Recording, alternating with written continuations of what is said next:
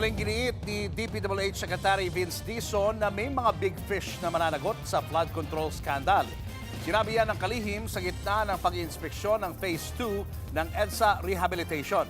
Nasa frontline ng balitang yan si Brian Castillo.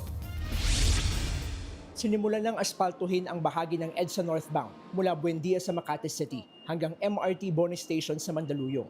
Bahagi ito ng Phase 2 ng rehabilitation ng EDSA. 2 linya sa northbound lane ang isinara nitong weekends mula 10 p.m. hanggang 4 a.m. Marami tuloy ang naipit na motorista.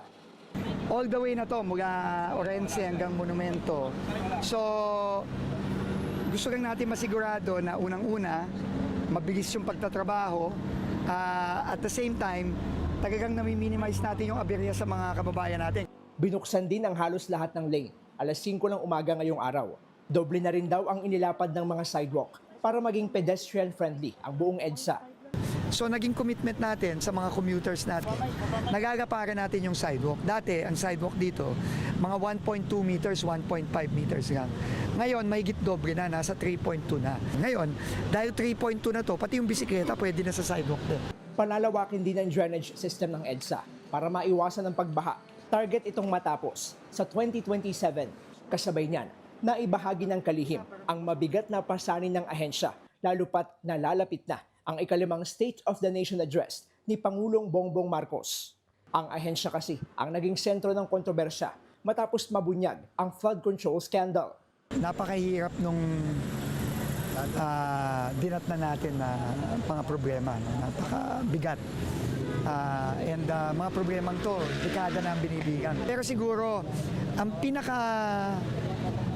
importanteng ginagawa natin ngayon sa DPWH ay yung mga reforma. Naniniwala si Dizon na kritikal ang ambag ng ahensya sa pagpapanagot ng mga sangkot.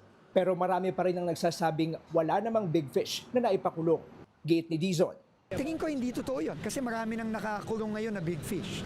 At sabi nga ni Ombudsman Boying nung nakaraang linggo, malapit nang mahuli yung mga malalaking isda.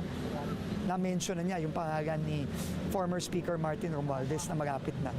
Naiintindihan daw ni Dizon ang pagkainip ng mga Pinoy, pero hindi rin daw biro ang magpatibay ng asunto para masigurong hindi basta makakalaya ang mga mandarambong.